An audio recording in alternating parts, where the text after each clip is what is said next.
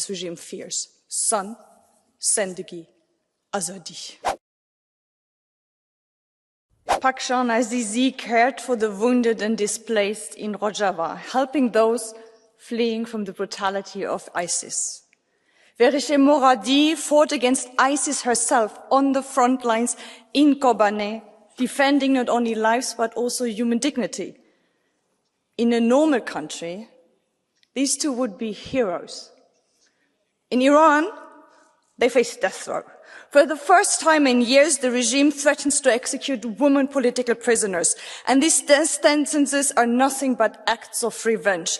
Revenge by the Islamic regime against women, against Kurds, and against the ideals of woman life freedom, self-determination, and bravery.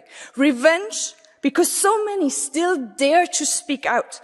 And the only response this regime knows is to crush dissent by brutal force. Yes, the henchmen of this regime can imprison people, but this will only amplify the unstoppable call for freedom. Pakistan and Verishe embody everything this regime fears. Son, Zendegi, Azadi.